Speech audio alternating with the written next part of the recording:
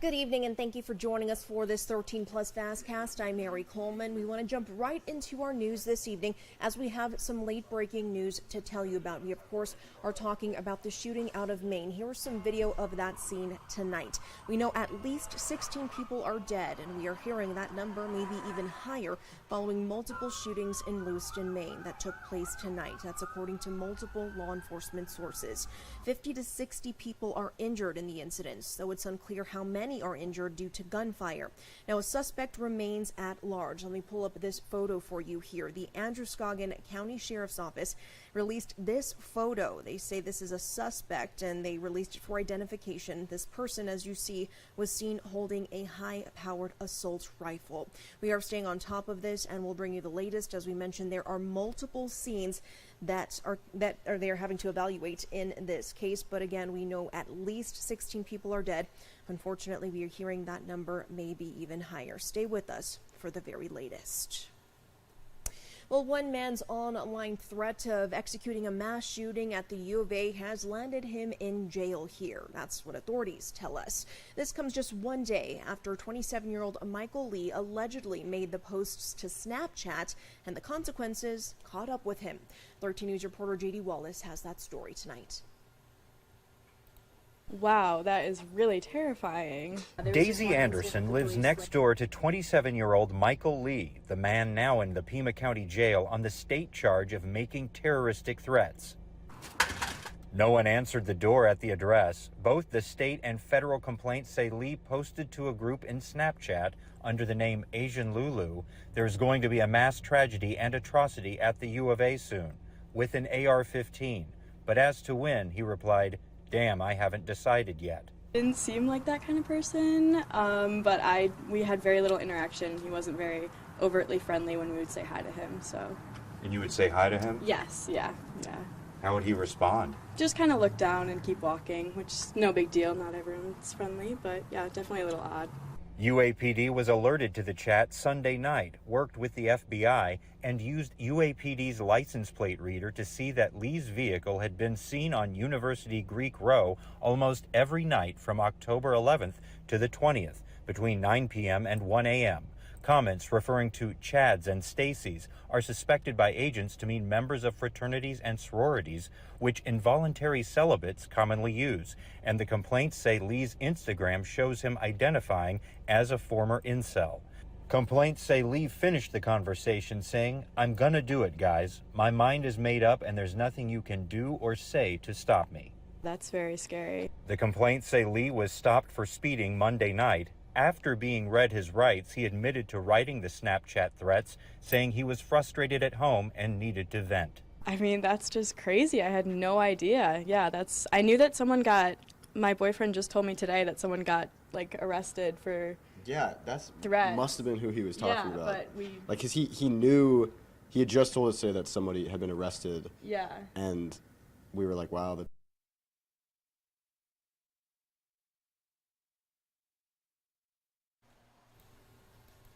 And to our website now, the lockdown has been lifted at the Science and Tech Park after a reported threat. This happened this morning at the Citigroup call center that's near Rita Road and I-10. Pima County Sheriff's deputies say a man made a threat over a collection from a credit card company. U of A police say that man was found by law enforcement. We have been working to learn more, and we will bring you the latest both on air and online when we find out. Well, if you have seen more jets in the sky lately, that's because Ukrainian pilots are now training here in Tucson. We told you about this a couple months back. They are training to fly F-16 jets at Morris Air National Guard Base. They will be here several months, getting first-hand training on our F-16s. This was after a short stint in San Antonio, brushing up on their English. And after they leave here, they will ship off to Europe for more training before heading back home to defend against further attacks in the ongoing Russian invasion. The U.S. military also training a couple hundred Ukrainian engineers on how to maintain those fighter jets to keep the fleet airborne. Well, some amateur video captures several people coming out of a water container on a truck stopped by Border Patrol authorities, and this appears to be a human smuggling operation. Alexandria Rangel has that story tonight. Sirens blaring at a busy intersection as Yuma Border Patrol got down in the middle of traffic, bringing to a halt a black car and a water tank truck carrying at least a dozen people. Video we gathered from witnesses shows the group coming out from on top and under the tank. Sid Putras saw it all unfold outside a store. Too many police car, police patrol, and I went outside.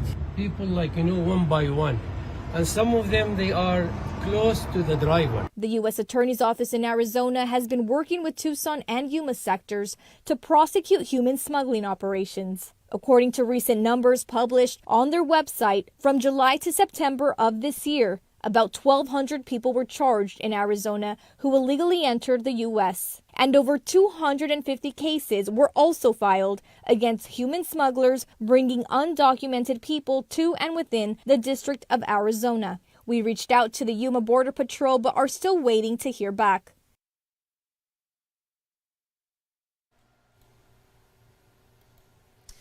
And the United Auto Workers the United Auto Workers Union and Ford have reportedly reached a tentative labor deal. That's according to a source familiar with the matter. There's not yet been an official announcement from either the union or Ford, but any deal would still need to be voted on by the 57,000 UAW members at Ford, which would likely take more than a week. This reported agreement does not have a direct effect on continuing strikes at rival automakers General Motors and Stellantis, but this could step up pressure to get their own deals done with their workers. Well, ahead of Halloween, Airbnb is using artificial intelligence to crack down on disruptive and unauthorized parties this weekend. The company says its state-of-the-art system works to prevent certain potentially higher-risk 1- and 2-night home bookings. The AI-driven anti-party system looks at hundreds of signals that could indicate a higher risk for a disruptive or unauthorized party. That includes trip length, the distance to the home, and whether that booking is last minute. The system is in effect all across the U.S. and Canada already. Last Halloween, the company's anti-party system deterred thousands of people across the United States from booking a home listed on the platform. Well, Hurricane Otis has slammed into southern Mexico overnight as a Category 5 storm, making landfall near the resort town of Acapulco. Now, this was the strongest storm on record to hit the country's Pacific coast. There are no reports of casualties at this time, but the storm knocked out communications networks. Lots of people who are traveling there, Corey, without power and just trying to figure out how to get home, really. But the weather, quite the talker, not only there but here as well. We are seeing some cooler temperatures. I like it. I mean, it is amazing to think about that contrast to what we had last week to this week. I mean, we went from summer to fall, in a matter of a few days. Yeah, really, very over quickly. The weekend. Unbelievable. I'm going to dive in Otis real quick because it really is incredible what happened with Otis. Let's break down the past and how it shaped up to the storm that it became. So this is Sunday at 8 o'clock, right in the evening. We're going to keep it going. It continues to strengthen as a tropical storm, as a high-end tropical storm. Let's check the date, though. Please keep in mind what the date is. So that is right after midnight on Tuesday. And watch what happens on Tuesday. It comes to be a Category 1 by midday. And what happens next is something you never see. It's really only happened once in history. A Category 5, and check the date, that's still Tuesday. So it went from a tropical storm to a Cat 5 hurricane. Overall, 110 miles per hour strengthening in 24 hours. Keep in mind, the record ever for the most strengthening ever in 24 hours is 120 miles per hour. That is just 10 below the record, which was set by Patricia, which was also an Eastern Pacific hurricane. And unfortunately, really nobody saw this explosion coming. It is nearly impossible to predict for this to happen. You combine the fact that it's a small hurricane, they usually do a better job of strengthening as well as weakening quickly. No shear in the area, just incredibly warm temperatures was just the perfect storm to create this perfect storm, just a worst case of worst case scenarios, unfortunately for that region. Now moving through the land, which what usually happens, it does weaken right now just as the remnants, just a low, moving through Mexico, just producing some thunderstorms in inland portions of Mexico. But man, oh man, really what a devastating storm, and unfortunately we didn't predict this to happen, but unfortunately it did, made landfall as a Cat 5 early last night. But let's talk about what we have in our neck of the woods, a little bit better news to talk about, which is the fact that we've had a lot cooler temperatures, because take a look at what we had last Friday, 101. That was our latest triple-digit day ever. Never had this hot of temperatures this late in the year. It was 16 above normal, and then on the descend today, 77. So that's a 24-degree drop in just 5 days. Really an unbelievable change of fate, really, in terms of our weather. So let's talk about what 77 is historically. We average 84, so we're 7 below normal. It's our coolest day, Mary, since, get this, April 5th. That's my gosh. 203 days ago. Long overdue. Yeah, a long time in the making, a long time overdue. And another great thing to report is that the airport saw rain. They saw a 19th of an inch yesterday. A lot of us in Tucson saw rain, and a lot more than a 19th of an inch. It was the airport's first measurable, right? Last week we did see some showers in the area. It wasn't measurable, so it's our first measurable rainfall since September 13th. That is 41 days ago. So both things were a long time in the making, and overall, a lot of spots got a lot of rain. Areas in the Catalina foothills yesterday, how about an inch and a half just east of Tanque Verde in the northeastern portion of the Tucson metro, over an inch. Bisbee, an eighth of an inch. Tucson, downtown Tucson, so that's not the airport, that's north of the airport. They got a seventh of an inch. Sierra Vista, a fourth of an inch. And Wilcox, right, there's some variance, so a place like Wilcox didn't get as lucky, just 400ths of an inch. Overall, though, unfortunately, we're going to enter another dry period over the next 7 days. Not expected to see any rainfall, and that seems to be the case not just for our region, not just for our state, but the Southwest in general, unfortunately. Now let's take a look at our temperature trends using upper-level maps. That trough we had that digged in, that's contributing to the cooler temperatures you're seeing. That trough's going to retreat a bit to the north and become enveloped in another trough that's north of it, which means we're going to be a little bit warmer to end our week in through the weekend, but then another trough's going to dig in, meaning by the end of this weekend through early next week, we could see cooler temperatures once again. And it's going to look like this in terms of your high temperatures, right? Just a slight warm up, Mary, but 87, we could deal with 87. Oh yeah, right? for sure. That is no problem, right? So 87 being the hottest, not too bad. We dip back into the 70s next week, so kind of like a deja vu scenario in terms of the temperature drop by next week, right? We're going to be back 77, 78, and then 81 Wednesday.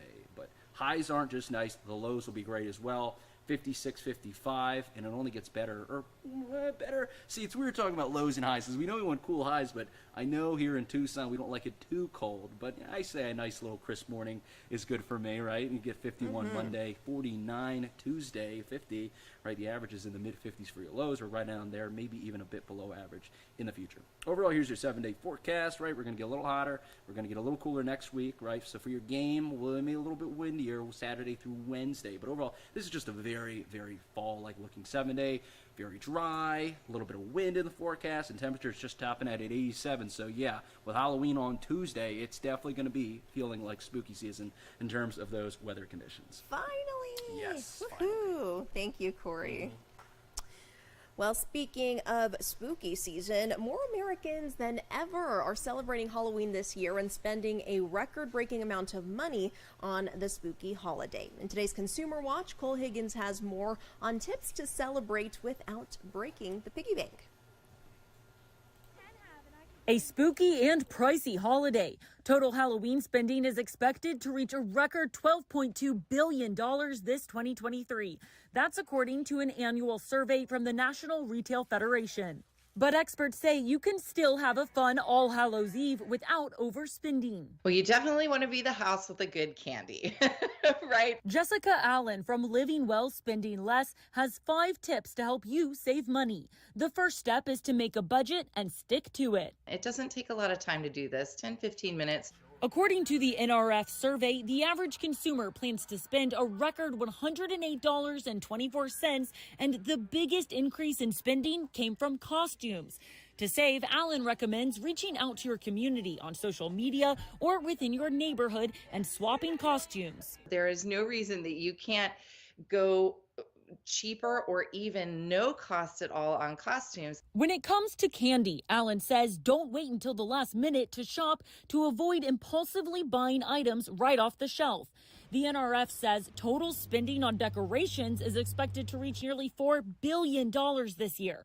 So how do you trim that cost? Resist the urge to get into a decor contest in your neighborhood. Use what you have. Don't go overboard. And if you're hosting a Halloween party, go potluck. Who can get the snacks? Who can get the ice? Who can get the drinks? Combine those receipts and split the cost evenly. For Consumer Watch, I'm Cole.